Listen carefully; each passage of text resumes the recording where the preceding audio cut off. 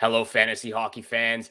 Welcome back to the Locked On Fantasy Hockey Podcast. Thank you so much for being here. Every single week, Monday edition, we always talk about waiver wire targets, who you have to add to succeed for the week. So on today's episode, we'll talk about who you have to drop. Let's get right into it. You're Locked On Fantasy Hockey, your daily podcast on fantasy hockey. Part of the Locked On Podcast Network, your team every day.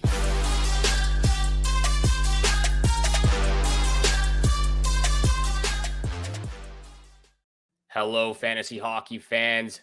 I'm your host, Steele Roden of the Locked On Podcast Network and host of the Locked On Fantasy Hockey Podcast. Thank you so much for being here for Wednesday's episode. Like I said off the jump, we always talk about waiver wire targets, who you have to add throughout the season, throughout the weekly matchups in order to succeed. We don't talk enough about who you have to drop, who is not being successful right now. And, heading into the middle of November, even the late stages of November, now is the time where you've had some time to look at those players, give them a little bit of an opportunity, some breathing room to see if they can find their game.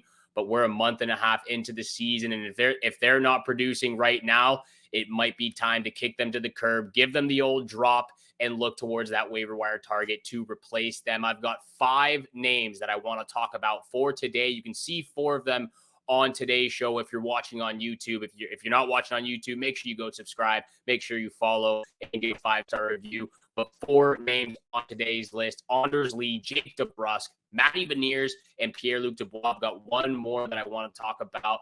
I'll leave that for the middle of the episode. But thank you so much for being here. And let's get right into these 5 players, starting off with Anders Lee right now, rostered at 27% on Yahoo Sports Leagues.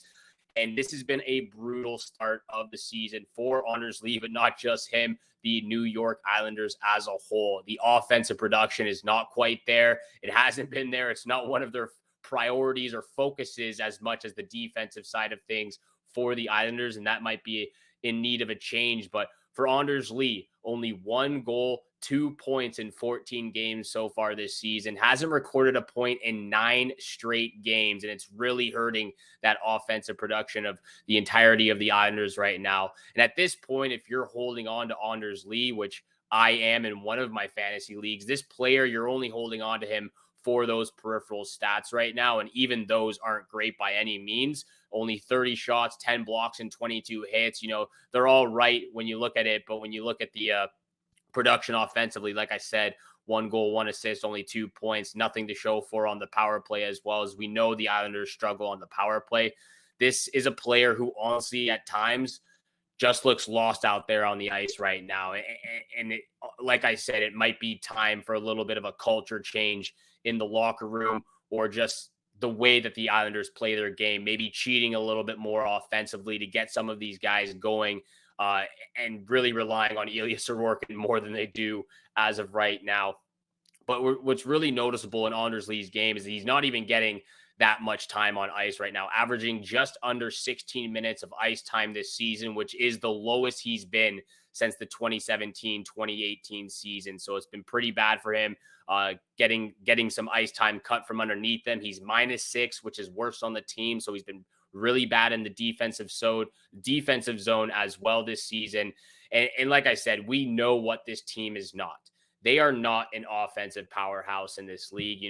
We're still sort of waiting for Matthew Barzal to fully take off into super stardom this season. Noah Dobson has been great. He looks very promising for the future. Bo Horvat's been pretty solid, still trying to find that chemistry alongside Barzal. But Anders Lee, the now captain for the last couple of seasons, obviously 2 seasons ago, coming off of that injury, that very severe injury, and then bouncing back with 50 points in 82 games, was pretty outstanding from that point of view. But now 2 points in 14 games. He's on pace for 12 points this season, which is not good enough. Obviously, he'll probably finish with more than 12 points, but to be on pace for that at the start of the season, or even halfway through the middle of November, November right now is a very bad start for the Islanders and their captain Anders Lee. So I think at this point, if you're not, if you can find someone else out there on the waiver wire target who's producing a little bit more offensive production, but maybe that hinders your other peripheral stats and categories in your fantasy league, it might be time to do so. But if you like the peripheral stats from Anders Lee right now, continue holding on from him. Maybe he can get a game under him, which kind of gets him in the right direction. Moving on, though, to another player who I've drafted multiple times throughout 4 or 5 different fantasy leagues this season, got him pretty late in the draft, is Jake DeBrusk right now. I've already dropped him in one of my leagues. I'm holding on to him in another, hoping for a little bit of a turnaround, but rostered at 43% right now on Yahoo. And we knew this was going to be a difficult season, and he was going to go through some difficulty or even questions, on DeBrusk with the departure of Patrice Bergeron and David Krejci not returning and, ultimately retiring after last season. 2 players that he played a lot with last year in a very good season at that as well. Only has 5 points in 13 games, only 1 goal on the season, on pace for 31 points as of right now. And again, after a 55 plus point season last year with the Boston Bruins, it's a pretty bad start for Jake DeBrusk, who's still trying to find his game and was really relying on Patrice Bergeron and those older veterans to help him out offensively. And again, that's kind of shuffled him around the lineup so far this year. He's now down to the 3rd line playing with Poitras, who's had a pretty outstanding rookie season so far. But honestly, when I look at Jake DeBrusk, it reminds me a lot of how Tyler Bertuzzi's playing right now. Just looks lost out there. He's not making the smart decisions with the puck. He's never ready with his stick on the ice, not finding those uncongested areas, open areas on the ice where he can put himself. And like I said, he's now slotted down onto the 3rd line, which is not going to help his offensive production. And so far, I just haven't seen it from him this season for the Boston Bruins. So those are 2 players that I've actually drafted. I've already dropped Jake DeBrusk in one of my fantasy leagues. I'm holding on to him for another. Same goes for Anders Lee.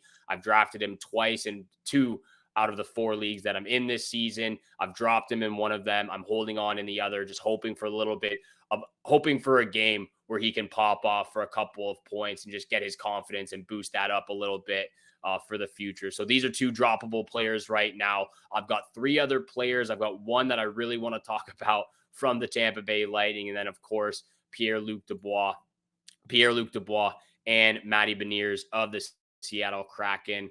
We're going to get to those very, very shortly as well. At the end of the episode, we're going to get to big time bets, 4 games on the schedule for Wednesday.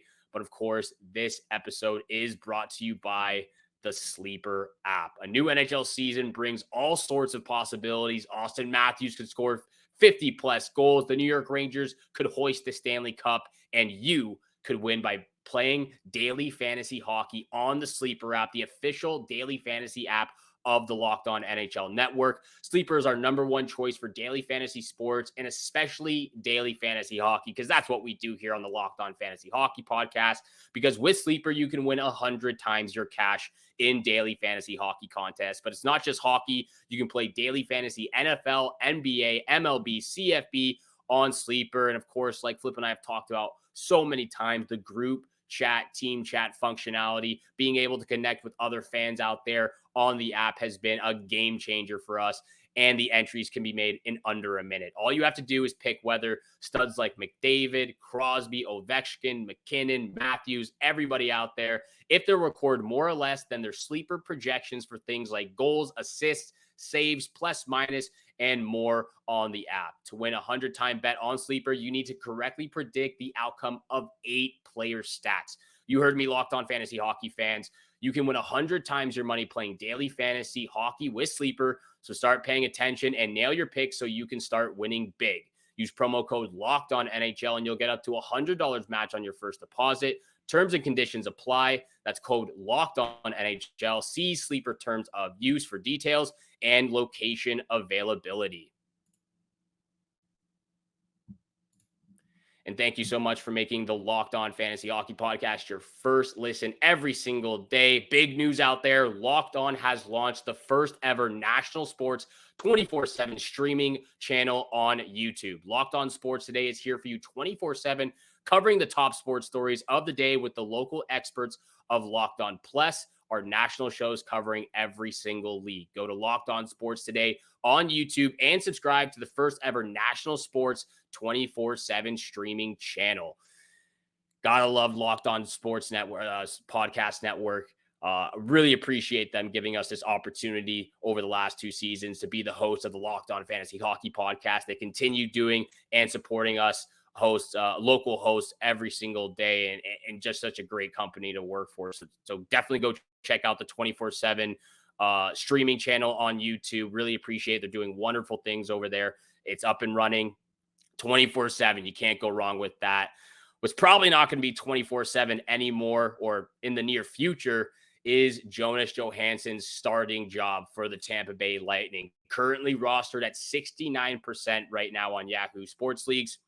And personally, I believe we've seen the best of Johansson this season, and I think it's time to call it quits. Maybe give it a week or so from when Andrei Vasilevskiy returns. Hint, hint, nudge, nudge.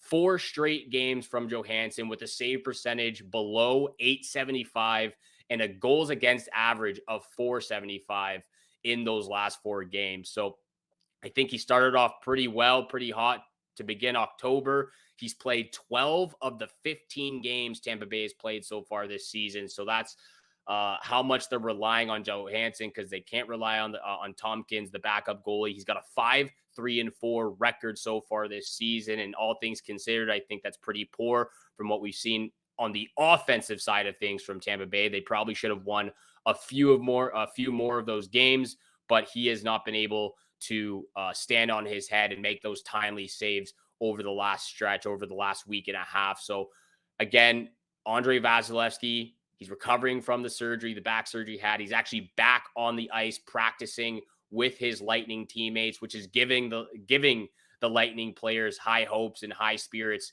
after a very mediocre start of the season. John Cooper did come out and say he would be pretty disappointed if Vasilevskiy doesn't return before December comes around. So we could see Andrei Vasilevskiy back in the crease for Tampa Bay towards the end of November, which is a week and a half, 2 weeks from now, pretty much. So definitely a thing, a news to keep your eye on out for when Andrei Vasilevskiy makes that return in a couple of weeks. But Jonas Johansson is on the decline right now, and it shows in his rosterability right now on Yahoo, down 8% over the last week. But again, he is the starting goaltender for the time being. So for whenever Vasilevskiy does make that return, Johansson's on his way out.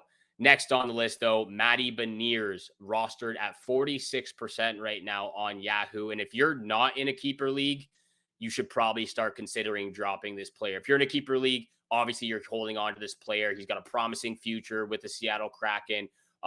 Great rookie season, 25-plus goals, 50-plus points. So obviously won the Calder Trophy in his rookie season last year, but only 1 goal in 16 games so far this season. He's on pace for 36 points this year, which again is really bad projections when he scored 55 plus in his rookie year and won that Calder Trophy. He's a -15, which is by far the worst on the Seattle Kraken. He's not doing great things in the defensive zone. He's not helping down low.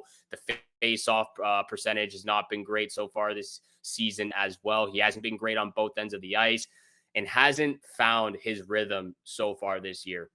It's very noticeable 5-on-5 and even on the power play. 4 of his points that he has this year are on the power play, but 3 of them have been assists. He's just not being able to find those quality scoring chances that we saw him do so well last year in his rookie year. So Matty Beniers, I know we talked about him in the Seattle Kraken last week or a few episodes ago, but as of right now, if you're not in a keeper league, you got to start considering dropping Matty Beniers because he's just not producing offensively. The peripheral stats quite aren't there as well as he's still a young player, only 21 years old, going to be 22 years old soon.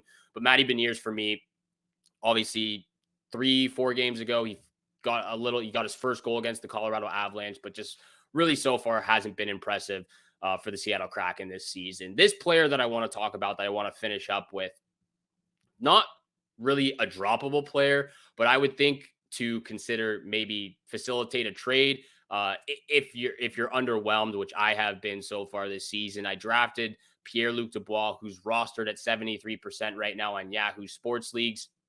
Again, I've been very underwhelmed with what I've seen so far from Pierre-Luc Dubois. 8 points in 14 games. It's mediocre. It's not bad. It's not great. But I really thought, obviously, the cards that he's been dealt throughout his career so far, being drafted by the Columbus Blue Jackets, then getting traded to the Winnipeg Jets, not liking his role there with the Jets, a little bit of locker room turmoil from what we've seen over the last 2 seasons in Winnipeg. Gets that trade to the LA Kings, signs that monster contract. I thought he would have come off to a better start in his first year with the Kings. But again, mediocre start, 8 points in 14 games. I'm not overly impressed with those peripheral stats. Honestly, been pretty lackluster to say the most for that. He's been very streaky so far this season. 2 games in a row, he'll get points. 2 games, he won't. 2 games on, 2 games off. 2 games on, 2 games off. And that's what has been the back and forth, the seesaw with Pierre-Luc Dubois to start the season so far. He's on the first power play unit, but hasn't done anything besides 1 power play goal this year. And LA Kings have a really strong power play. I think what hurts most for Dubois right now is he's centering that third line. And it sucks for him personally because it's hard to move things around when Philip Deneau, Trevor Moore, Kevin Fiala are playing so great on that second line. Quinton Byfield's been great on the first line with Anze Kopitar. You can't put Dubois on the first line instead of Kopitar because he still got it. Even at his age right now, he's getting it done. And then again, Philip Deneau, you could probably put Dubois on that second line with Fiala and Moore, but Deneau has that undeniable chemistry with Trevor Moore, and he's finding it with Kevin Fiala as Victor Arvidsson still deals with that long-term injury. So for me, Pierre-Luc Dubois, I drafted him on my team. I'm not going to drop him by any means, but I am starting to look and facilitate for a potential trade in the near future because personally, I've been underwhelmed from what I've seen from him so far this season. Again, just super streaky so far, 2 games on, 2 games off. So for me, I'm going to facilitate a trade. Let me know what you guys think out there about these 5 players that I'm suggesting to drop / make a trade for or make a trade to get rid of. Let me know in the comments below on the YouTube channel. DM us over on Twitter as well or X. Let us know your opinions on these 5 players, what to do with them, and what you would like to see from them moving forward. We are going to get to big time bets, 3 major picks for Wednesday's 4-game board. But this episode is also brought to you by Jase Medical. We spend lots of time talking together, you and I. We get fired up together over those wins and losses for big time bets, of course, who starts and who sits. So let's get serious right now and talk about Jase Medical. Everyone should be empowered to care for themselves and their loved ones during the unexpected. That's why Jase Medical offers the Jase case. The Jase case provides 5 life-saving antibiotics for emergency use and gives you a peace of mind so that you are not just hoping that you have access to medication in case of an emergency. Jase Medical make sure you have the medication on hand, and it's very simple to use. You go online, fill out a form, and then you get the prescription life-saving medications right to your doorstep. The Jase case gives you peace of mind, and they handle everything from the online evaluation to licensed pharmacy medication delivery and ongoing consultation and care. Don't get caught unprepared. Save more than $360 by getting these life-saving antibiotics with Jase Medical, plus an additional $20 off by using code LOCKEDON at checkout on jasemedical.com. That's JASE medical.com, promo code LOCKEDON for an additional $20 off at checkout. And thank you so much for making the Locked On Fantasy Hockey Podcast your first listen every single day. Please continue to hit that subscribe, leave a follow button, and a 5-star review. We appreciate all that love and support you show us every single day. And again, continue leaving your opinions, your comments. Just if you want to have a conversation, any questions, leave it on the YouTube channel, DM us over on Twitter, direct message us. We'll get back to you as soon as possible. And again, we just love having those conversations, that dialogue with all of our listeners out there, hearing your opinions, what you think about some of our takes on this show. So again, we really appreciate that dialogue between our listeners and Flip and I. Over to big time bets, though, where the money is made. Pretty bad weekend for myself. Went 0 for 6 both Saturday and Sunday. So I need a big turnaround on Wednesday. Stayed off the bets for Monday night because there was only 2 games. And I just didn't like those games. But 4 games on the night for Wednesday. I've got 3 picks from 3 different games. Starting off with my first pick, Islanders and Canucks over 6.5 goals in this matchup. The over has hit 9 out of the last 10 times in their last 10 matchups, and 6 straight games it has gone over 6.5. So I like the Islanders Canucks. We know we've got the offensive side of things, down pat from the Vancouver Canucks. It is in Vancouver as well, but hopefully with the Vancouver Canucks showing some offensive production, that could get the Islanders a little bit of spark, a little bit more aggressive, and cheating a little bit in the offensive zone. So maybe we'll see the Islanders create a little bit of a spark, but I'm going the over 6.5 in this matchup for my first pick. Second pick of the night, Avalanche on the puck line is the Anaheim Ducks. I've done this twice so far this year, and so far it has hit both times. After a brutal loss, I have gone to the Avalanche both times, and it has hit both times on the puck line. They got absolutely embarrassed by the St. Louis Blues. They lost 8-2. I took the Avalanche on the puck line the next game, and that banged out in a 5-1 win against the Seattle Kraken. They also did it again. They lost 4-0 to the Pittsburgh Penguins. I took the puck line the next game, and it banged out again. So here we go. Avalanche puck line against the Anaheim Ducks. They have won 9 out of their last 10 games, and 8 of those 9 wins, they won by 2 or more goals. So they love playing the Anaheim Ducks. This is a veteran squad against a young prospect squad, and I'm going to go with the Avalanche on the puck line. Hopefully it goes 3 for 3 because it's hit both times so far this year. And let's run it back. Oilers on the money line against the Seattle Kraken. They get that 4-1 win against the Kraken, and Jay Woodcroft's last game as the head coach. He gets fired. Oilers win the Oilers win their second game in a row for the first time this season after Jay Woodcroft was fired. They now play the Seattle Kraken for the second time in 3 games. I'm going back to the well on this one. Oilers, hopefully they can get their first 3-game winning streak going here. I'm going to take the Oilers on the money line at home against the Seattle Kraken. The Kraken are struggling offensively right now. Again, that's why I've talked about Matty Beniers this episode as a potential droppable player. But Oilers on the money line, Avalanche on the puck line, and the Islanders Canucks over 6.5. The Avalanche puck line is going to be my lock of the night. And again, thank you so much for making the Locked On Fantasy Hockey Podcast your first listen every single day. And again, make sure you go check out the 24/7 streaming channel on YouTube. Locked On Sports Today is here for you 24/7, covering the top sports stories of the day with local experts of Locked On, plus our national shows covering every league. Go to Locked On Sports Today on YouTube and subscribe to the first ever national sports 24/7 streaming channel. And again, thank you so much for tuning in for today's episode with your boy, Steele Roden. Have a great day. Good luck with all your bets out there. And we shall see you back here again tomorrow. Peace.